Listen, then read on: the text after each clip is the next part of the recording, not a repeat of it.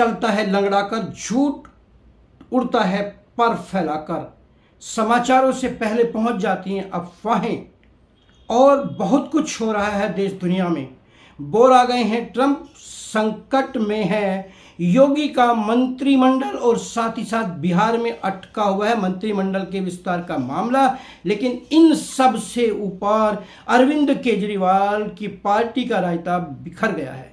नमस्कार, आप देख रहे हैं चैनल तीर्थतर्कश, मैं घनश्याम बादल स्वागत करता हूं आपके अपने कार्यक्रम हफ्ता वसूल में। इस हफ्ते दुनिया का घटनाक्रम बड़ी तेजी के साथ बदला। अमेरिका के राष्ट्रपति ट्रंप, उन्होंने भारत और चीन को नरक का द्वार कह दिया। कहा कि यहाँ के लोग अमेरिका में केवल बच्चे पैदा करने के लिए आते हैं ताकि यहाँ की नागरिकता मिल जाए। लेकिन जल्द ही उनको अपनी बात से पलटी मारनी पड़ी, ठीक वैसे ही जैसे बहुत सारे मामलों में मारते आए हैं। और उन्होंने 24 घंटे से पहले ही कह दिया India is a great country, और उसका टॉप लीडर है बहुत बुद्धिमान नरेंद्र मोदी है मेरे मित्र। आइए इसके आगे बढ़ते हैं। ये वही ट्रंप महाराज हैं जिन्होंने ईरान के ऊपर खरबों डॉलर अमेरिका के लुटा दिए, खर्च कर दिए, तबाह कर डाला ईरान को। और अब वे कह रहे हैं उनका ये निर्णय गलत था, बमबारी से ज़्यादा प्रभावी होती है नाकेबंदी, इसलिए वे नाकेबंदी करके ईरान को तबाह कर देंगे, ईरान को झुका देंगे। हालांकि ईरान झुकने के लिए तैयार नहीं है। उधर युद्ध की विभीषिका और बढ़ने जा रही है रूस और यूक्रेन के युद्ध में, क्योंकि यूरोपियन देशों ने यूक्रेन को 90 अरब डॉलर का लोन का ऋण दे दिया है, जिससे कि वो रूस का मुकाबला कर सके। इतना ही नहीं, रूस के ऊपर 20वां प्रतिबंध भी लगा दिया गया है। एक तरफ युद्ध में लड़ मर रही है ये दुनिया, दूसरी तरफ नेपाल निकल पड़ा है अपने रास्ते पर। जनजेड के बलबूते पर भ्रष्टाचार के खिलाफ सत्ता में आई सरकार के 2 महीने भी अभी नहीं हुए और उसके 2 मंत्रियों ने इस्तीफा दे दिया है। उनके ऊपर आरोप है भ्रष्टाचार का। वहां के गृह मंत्री सूदन गुरुंग और वित्त मंत्री दीपक कुमार साह ने भ्रष्टाचार के आरोपों के चलते हुए मंत्रिमंडल से इस्तीफा दे दिया है। हालांकि भारत की दृष्टि से देखो तो ये भी एक बड़ी बात है। यहाँ तो भ्रष्टाचार के आरोप सालों साल चलते रहते हैं और इस्तीफा देने के लिए कोई सोचता ही नहीं है। खाड़ी युद्ध की वजह से पेट्रोल और डीजल के साथ साथ जीवाश्म ईंधन के ऊपर छाया हुआ है संकट का खतरा। इसीलिए दुनिया के 50 देशों ने तय कर लिया है कि वे जीवाश्म ईंधन के ऊपर अपनी निर्भरता को खत्म करने के लिए उपाय इन सब से आगे बढ़कर एक और बड़ी खबर, पाकिस्तान ने राष्ट्रीय स्वाभिमान की दुहाई देते हुए यूनाइटेड अरब स्टेट्स का ऋण चुका दिया है। लगभग 3.45 अरब का ये ऋण पाकिस्तान ने दूसरे देशों से लोन लेकर चुकाया है। हालांकि पाकिस्तान और वहां की जनता कह रही है कि ये राष्ट्रीय स्वाभिमान को बचाने के लिए किया गया है, लेकिन ये दुनिया जानती है कि यूनाइटेड अरब एस्टेट ने पाकिस्तान को पूरी तरीके से प्रताड़ित कर रखा था, अपना ऋण वापस लेने के लिए अड़ा हुआ था।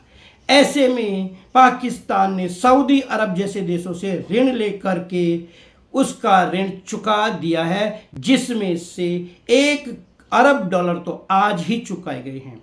2.45 अरब डॉलर का भुगतान पिछले कुछ दिनों में किया जा चुका है। पाकिस्तान ने अपना गला जैसे तैसे बचा लिया है। ये थी अंतर्राष्ट्रीय खबरें।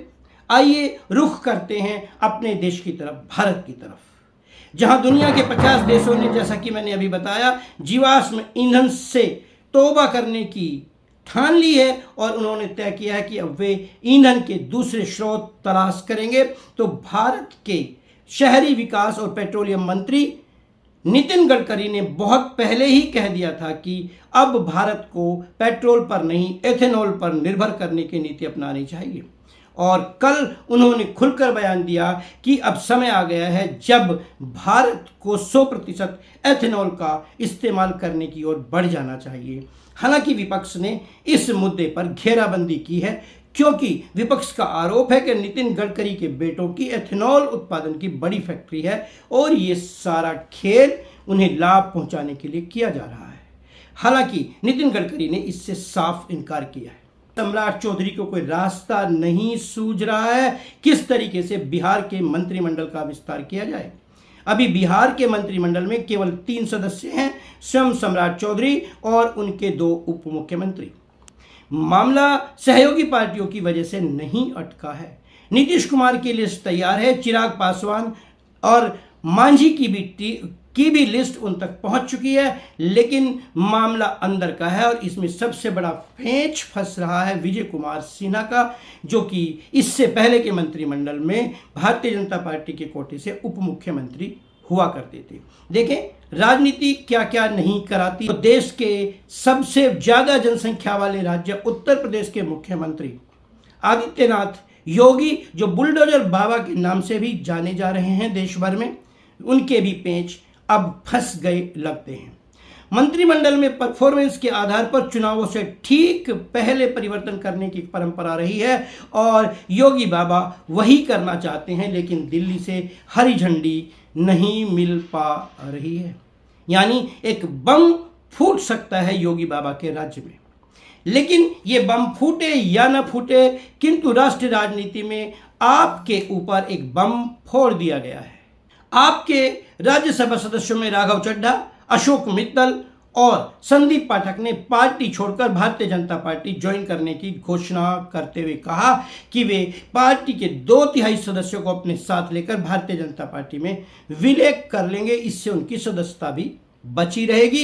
इन सदस्यों में स्वाति मालीवाल और हरभजन सिंह जैसे बड़े नाम भी शामिल हैं। यानी कुर्सी की चाहत जो न कराए कम है। अन्ना हजारे के आंदोलन के माध्यम से ईमानदारी का नारा देते हुए राष्ट्रीय राजनीति में स्वच्छता फैलाने के नाम पर केजरीवाल सत्ता में आए थे, लेकिन अब उन्हीं के अपने रायता फैलाने में लगे हुए हैं। हालांकि इस पार्टी के सदस्य संजय सिंह ने अपने बयान में कहा है कि इन 7 सांसदों को जो आपको छोड़कर जाने की बात कर रहे हैं, पंजाब की जनता आईना दिखाएगी और इनको पछताना पड़ेगा।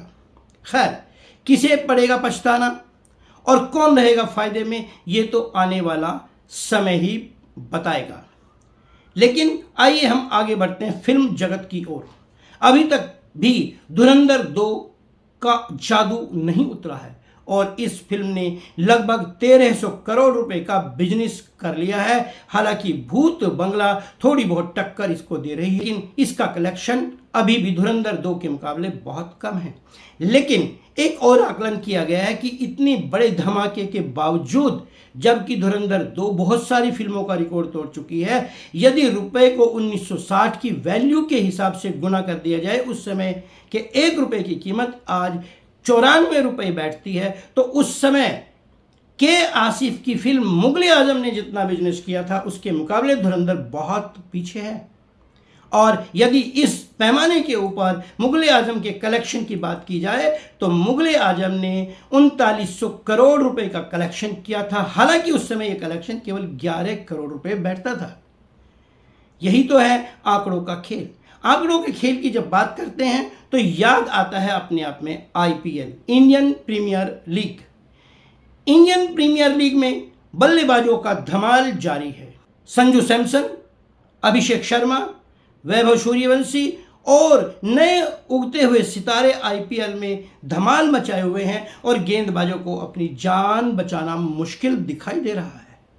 जहां तक बात आती है जान बचाने की, तो ऐसे में जान बचाने के लिए सबसे बड़ी आफत होती है सच पर। जी हां, जैसा कि मैंने शुरू में कहा था, झूठ लेता है उड़ान और सच चलता है लंगड़ा कर।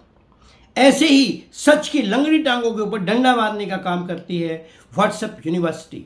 आज चंडू खाने में हम आपको बता रहे हैं किस प्रकार से व्हाट्सएप और दूसरे सोशल मीडिया मंचों के माध्यम से अफवाहें फैलाने का काम किया गया। हार्मुज जलडमरू मध्य बंद हुआ तो कहा गया कि पेट्रोल में आग लगनी तय है, डीजल के दाम बेहद बढ़ जाएंगे, गैस की इतनी किल्लत होगी कि चूल्हा जलना बंद हो जाएगा। और इसी वजह से पेट्रोल पंप के सामने, गैस एजेंसियों के सामने लंबी लंबी लाइनें लग गई। लोगों ने खाद्यान्न की भी होर्डिंग शुरू कर दी। और इसी यूनिवर्सिटी से समाचार तो ये भी आया कि भारत में जल्द ही लॉकडाउन लगा दिया जाएगा। लेकिन साहब, अफवाह तो अफवाह होती है, भले ही उड़कर जाए लेकिन उसमें दम नहीं होते। जल्दी ही चंडू खाने की अफवाहें दम तोड़ गई और ऐसी बहुत सारी अफवाहें आएंगी और दम तोड़ेंगी। लेकिन तीर तर्कश चैनल के माध्यम से मैं आपको सजग करना चाहूँगा कि खबरों को केवल बिना कारणों के नहीं मानना है। अफवाहों को पहले पुष्ट करना है, उसके बाद ही उस पर लेना है कोई एक्शन, और इसमें नहीं होना चाहिए किसी प्रकार का कोई भी असमंजस। खैर, आप देखते रहिए चैनल तीर तर्कश।